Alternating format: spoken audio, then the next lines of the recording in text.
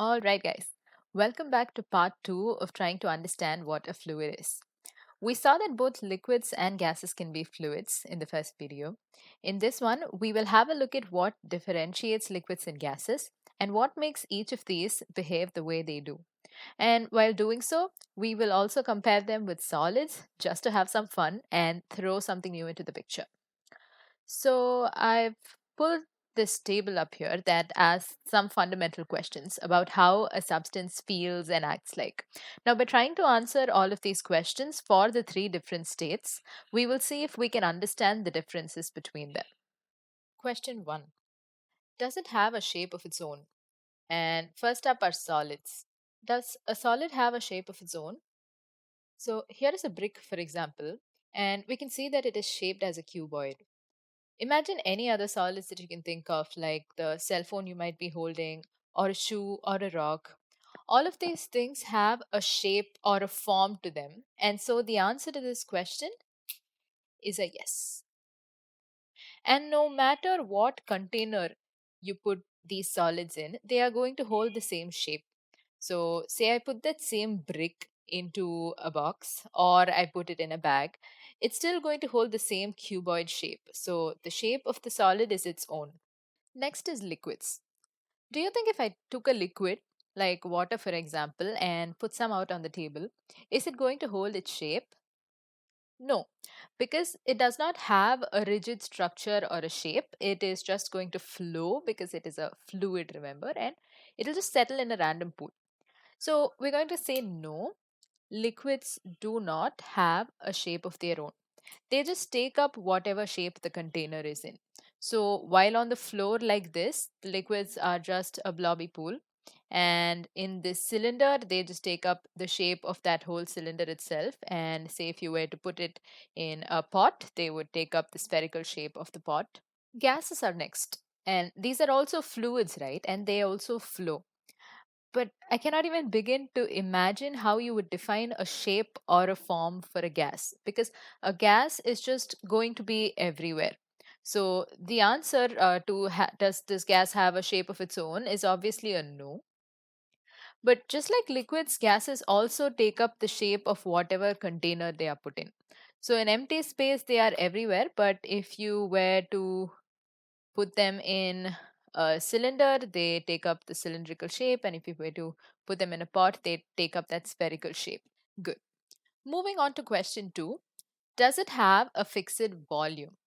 So for solids, this answer is going to be a yes. There's a brick here on screen. And as you can see, it has this cuboid shape, and this cuboid is always going to occupy the same volume in space. And you can calculate the volume that it occupies at any time, and it is always going to be the same. So that's a yes. Let's move on to liquids now. What do you think? Well, we know that they don't have a fixed shape like solids do, but imagine this. If you pour 1 liter of water into a big bucket that holds 5 liters, and you pour the same 1 liter of water into a smaller bucket, it is still going to occupy the same 1 liter of volume, no matter what sized container you put it in.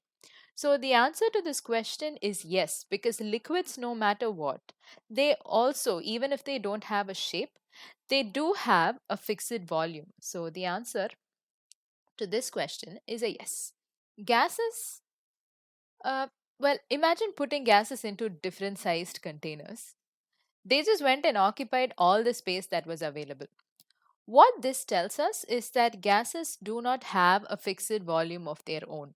They just take up all the volume that they have available. So, in this larger container, they take up a larger space. But the exact same amount of gas, if I were to put that in a smaller container, it would just fit in the smaller shape.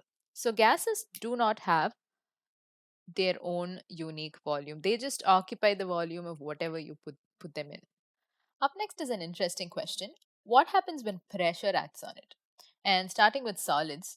So imagine this, if I were to take a solid, say this brick, and just pick up a big hammer and kind of smash on this brick, it would just shatter, right? It doesn't shrink or anything. Its shape doesn't change, its volume doesn't change. Practically, maybe it just compresses a little bit, but after one point, it just breaks. So, when pressure acts on a solid, basically, nothing happens. How about liquids? Well, watch this.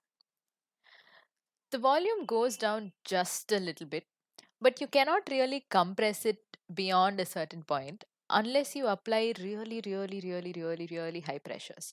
So, although realistically a slight decrease in volume might be possible, we consider liquids to be non compressible, just like solids, which essentially means that their volume does not decrease when you apply pressure on it. So, liquids are what we call incompressible fluids. And that's what I am going to put in my table here. And I'm also going to change my answer on solids, and I'm going to say that solids are also incompressible just to keep my terminology all similar. There we go. So we just saw that we cannot compress liquids, they are incompressible. For gases, though, it's a different story. Gases, as you've already seen, they occupy the volume of whatever container you put them in. So if you have a large container, they occupy all of that big volume. But if you start applying pressure on it, which you can do by just pushing on top of it and making the amount of space available smaller and smaller, like you can see in this graphic here, unlike the solids and liquids, the gases, they just continue to shrink. They occupy a smaller volume. In other words, they compress and compress as you keep increasing the pressure that is applied on it. What is actually happening, that you can also see here, is that the molecules, which are these yellow spheres, they are just coming closer and closer together, and they are occupying a smaller and smaller space. So, gases, in a sense, when pressure act on it, compress. So, gases, I am going to say, are compressible. All right. The next two questions will help us get a bit more up close with these different states of matter. So, question four, molecules are. That's not really a question, is it? Okay. So, we're basically going to look at how the molecules in these substances, solids, liquids, and gases, are arranged. So, these last two questions might also help us understand why some of this stuff in the first three rows happens. First, let's take a look at solid molecules. The reason that they are solid and the reason that they have a shape is because the molecules of a solid are tightly packed. They are close to each other and they have a very strong attraction to each other. So let me answer this question first. The molecules of a solid are tightly packed. So we also said that they have a high attraction in between them. So we kind of also answered the last question here, which asks how the attraction between the molecules are. So the attraction between the molecules is high. And these two rows, the tight packing of the molecules and the attraction between them, explains why solids have a fixed shape and a fixed volume. Because the molecules are so rigidly packed that they don't have much room to change, or they are not able to change at all. Let's look at liquids next. The molecules of a liquid are not as tightly packed as solids, as you can see here. They are not in any order, and the forces of attraction in between them are also not that great as they are in solids. So let's answer these questions first. The molecules are kind of loosely packed, and the attraction between the molecules is, well, I'll say it's mediocre. So this means that they are free to move about as they like. That is why they can occupy any shape that they want to, and they can occupy any volume that they want to. But they are still restricted in some ways because they cannot really go away from each other too much. And that is why, or come close beyond a certain point, which is why they don't really compress, but they're relatively loose compared to solids. So, by answering all of these questions, we not only listed down some really important differences between solids, liquids, and gases, especially the two fluids, the liquids and the gases, but we also got to understand why they behave a certain way. Now, let's just do a quick recap of what we learned in this video. Solids have a fixed shape and a fixed volume, and this does not change when you apply a pressure on it. And that is because the molecules of a solid are so tightly packed, they are so structured that the forces of attraction are much higher and they don't move around that much. Looking at fluids now, starting with liquids. Liquids can take any shape because the molecules are not as tightly packed as solids, but they do have some kind of interaction with each other, which is why they have a fixed volume and they occupy the same space all the time.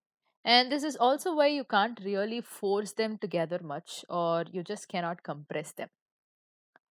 Gases, I just love how exciting they are because they have no shape. They can take up the shape of any container that you put them in. They have no volume. They occupy the volume of any container that you put them in.